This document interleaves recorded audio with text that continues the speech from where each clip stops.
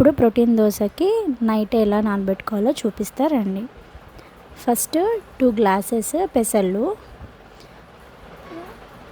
చిన్న గ్లాస్ తీసుకోండి.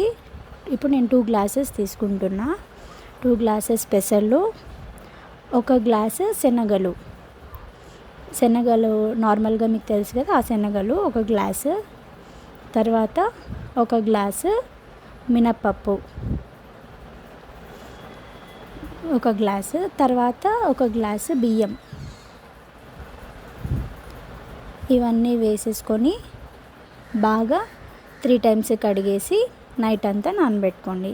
తర్వాత మిక్సీ జార్లోకి ఇప్పుడు నేను ఇది హాఫ్గా వేసుకుంటున్నా. ఫస్ట్ కొంచెం హాఫ్ వేస్తున్నా కాబట్టి హాఫ్కి సరిపడా కొలత చూపిస్తాను. అవన్నీ వేసేసి మిక్సీలో నానబెట్టుకున్నవి అన్నీ దాంట్లోకి నార్మల్గా 4 తీసుకోవాలి, కానీ నేను ఇక్కడ హాఫ్ వేస్తున్నాను కాబట్టి 2 తీసుకున్నా. పచ్చిమిరపకాయలు 2 పచ్చిమిరపకాయ, హాఫ్ టేబుల్ స్పూన్ అల్లం వెల్లుల్లి పేస్ట్, ఇంకా అందులోకి కొంచెం చెక్క, ఇందులోకి మరి మనం కొంచెం ఉప్పు వేసుకుందాం. ఇప్పుడు నేను 2 టైమ్స్ వేస్తున్నా కాబట్టి కొంచెమే వేసుకోవాలి. 2 టైమ్స్ హాఫ్ వేసుకుంటున్నాం.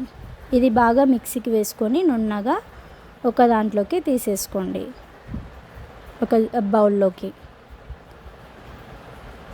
ఇలా మొత్తం మనం నానబెట్టుకున్న పెసళ్ళు అవన్నీ వేసేసుకొని మిక్సీకి దోశ ఇప్పుడు స్టార్ట్ చేసి దోశ వేసేసుకొని ఇది కొంచెం క్రిస్పీగా వస్తుంది.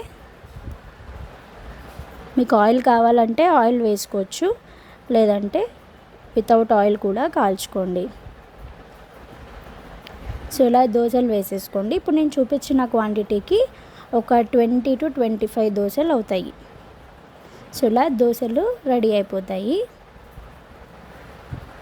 నెక్స్ట్ మనం ఇందులోకి చట్నీ ఎలా ప్రిపేర్ చేసుకోవాలో చూద్దాం.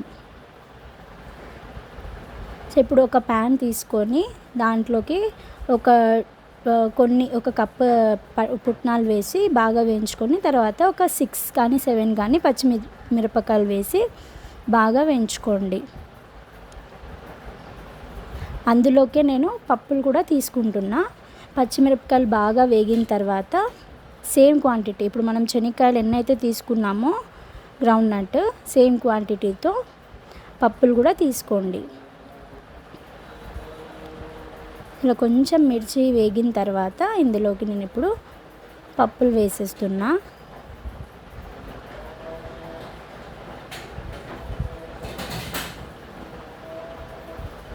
చూసారా, ఇక్కడ నేను సేమ్ ఎన్ని తీసుకున్నానో అన్ని పప్పులు వేసుకున్నా. అన్నీ మిక్సీకి వేసుకొని కొంచెం చల్లారిన తర్వాత కొంచెం చింతపండు, జీలకర్ర, ఇంకా కాస్త ఉప్పు, అంతే. ఇది మిక్సీ వేసేసుకోండి. ఈ రెండు ఒక్కసారి ట్రై చేసి చూడండి, చాలా బాగుంటుంది.